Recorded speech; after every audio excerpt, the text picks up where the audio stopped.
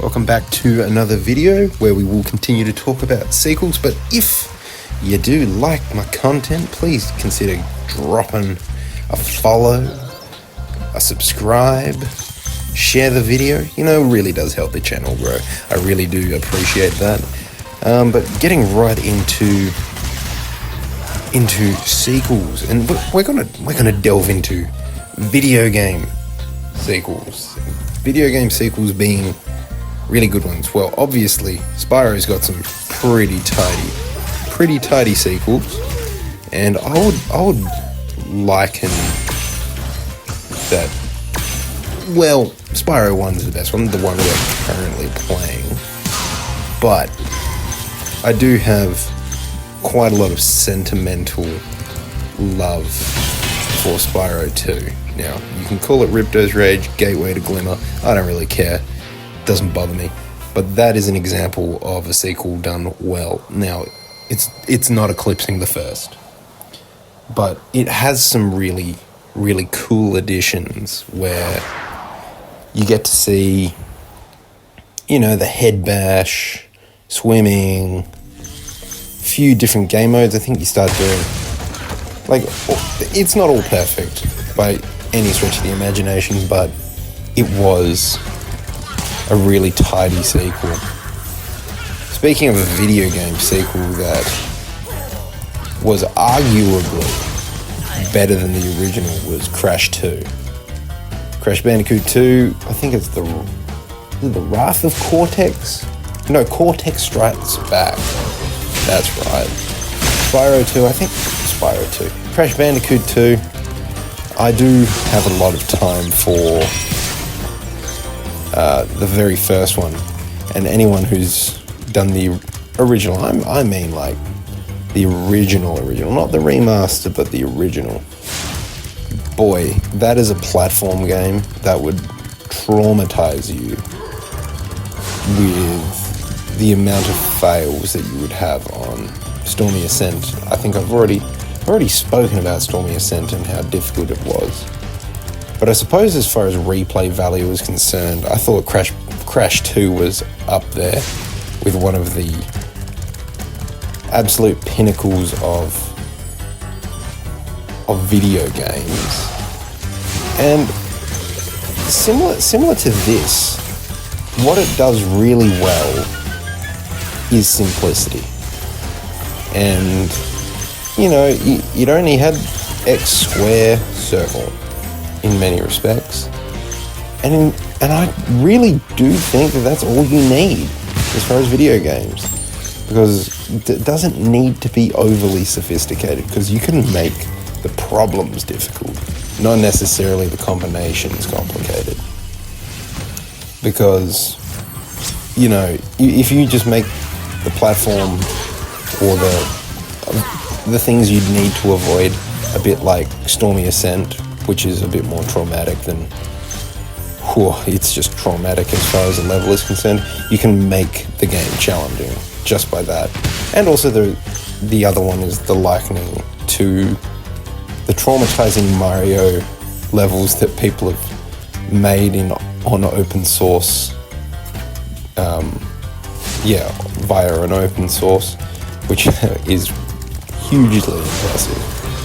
But, you know, as far as another sequel, and I haven't played it in a long time now, has been Halo. Now, Halo 1 was, well, Halo Combat Evolved, good fun, really enjoyed it. I think they captured the fear of the flood the best out of all of their games.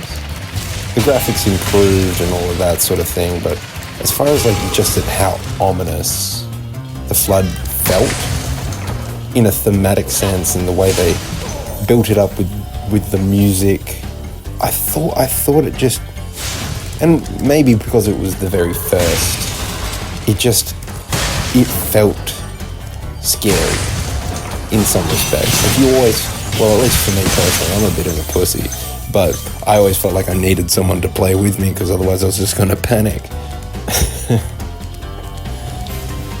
But we can't rest on just how impressive that first game was, but its sequel, I think I could argue that it was possibly better because we got to open up into, I think it was like more dual wield, more akimbo weapon styles, which was pretty cool. You got to open up another BR, which was great, and what you also managed to get was, I think, I could be wrong here, but would the brutes come in the second one, or was it the third one? I can't remember. Doesn't really matter. But, you know, that was another one where you're just going, yeah, this is a well-done sequel. Maybe doesn't eclipse the first one. That's a personal preference related thing. Now, we should all know how to do this one. This one is a crucial element of finishing this level, that little run around the edge. Anyway, stopping myself getting really sidetracked, we've got to acknowledge that Halo, wonderful sequel series. I think I've spoken that Destiny I didn't think was as good. I don't think it was poor, not by any stretch of the imagination, but I don't think it captured, or rather recaptured, the magic of Destiny 1. Regardless, it was still a decent game. But one of the OGs, and I shall play it at some point, I have to replay it again, was Tony Hawk. Tony Hawk's one I never really got to play when I was a kid, because I started at Tony Hawk 2, so I'm going to seem a little biased. So. But when I've played the remaster, where I get to use both, or at least see both, Tony Hawk's 1 and 2, even with my bias, I still can't overcome some kind of inkling to say that it was the better of the two, being Tony Hawk's 2. And also the soundtracks I thought were, well, they're always bangers, aren't they? It's always bringing me back to my screamo, metal, sort of emo, gothic sort of teenage years, which was always, it's a phase, but it's got a very, very warm place in my heart. Like anyone should have a nice warm place for their emo phase. And if you haven't had an emo phase, were you really a teenager? The Blink 182s. And anyway, we're getting sidetracked. Tony Hawk's being an awesome sequel, and Tony Hawk's 2 being an awesome sequel game. I stand by that.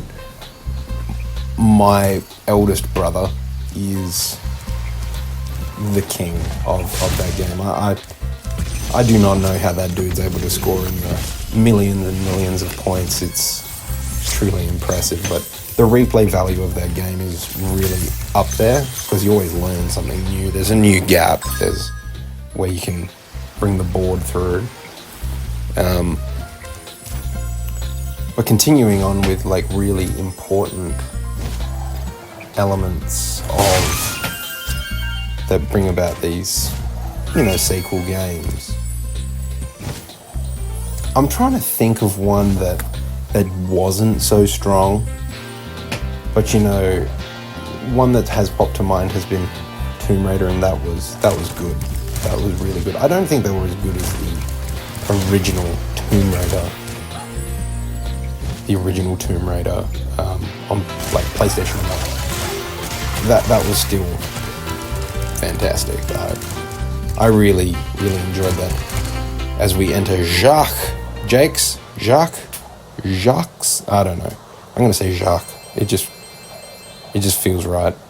Anyway, I thought that first Tomb Raider was just their best one, and then it all just felt too much of the same from the next 2 or 3 that they had on PlayStation 1 at least. But there is a lot of value in playing the ones that have been released on the Xbox One that have come out recent years, they are really good games. Really enjoy them. And obviously we've gone over Uncharted being a pretty stellar series, and I reckon that's one of those very few examples where the first game was good, the second game was better, the third game, personally speaking, as far as the story is concerned, I thought it took a step back. I don't think it was poor, but it certainly didn't eclipse the second one. It just didn't have...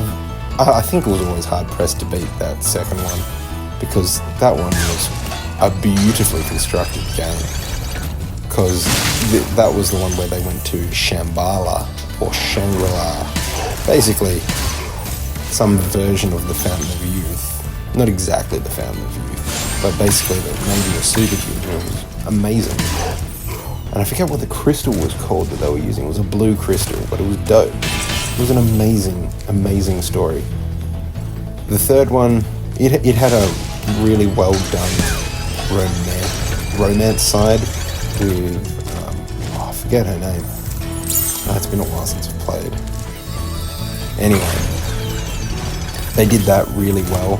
The story arc itself, not quite as strong as I've said, but Uncharted 4, like truthfully speaking, you do not see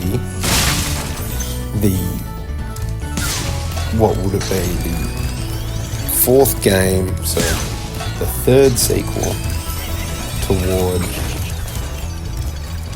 a video game series, or even a film series for that matter, be better than everything else that they'd previously done.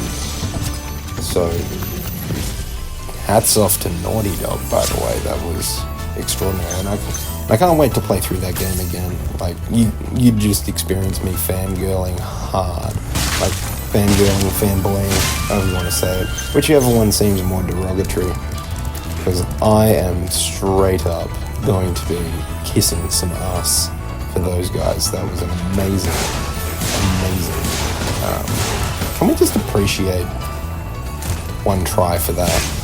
Anyway, it was an amazing game, an incredible game. Like I've said, I genuinely gave it a round of applause when I finished the game. I was just in stunned silence. That's how beautifully that game was made.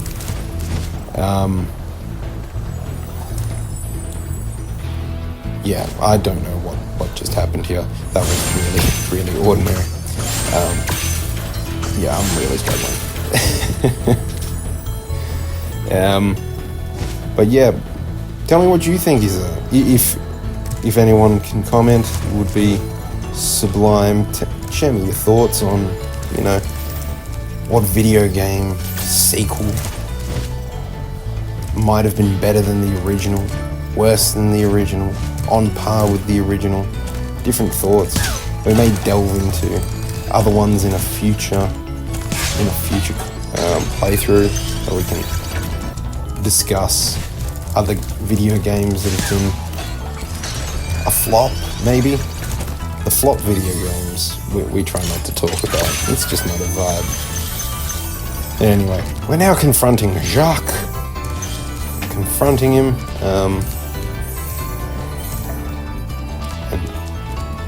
Oh yeah, I do have all the treasure. Got to remember that you get about 175 treasure in this lead-in to killing this dude. Just got to get through this real quick. But we are coming up to the end. I hope you have enjoyed this rambling shenanigans of tangential thoughts and ridiculous points of view, and so do please remember to like, comment, subscribe, and I'll catch you guys later. Peace soup.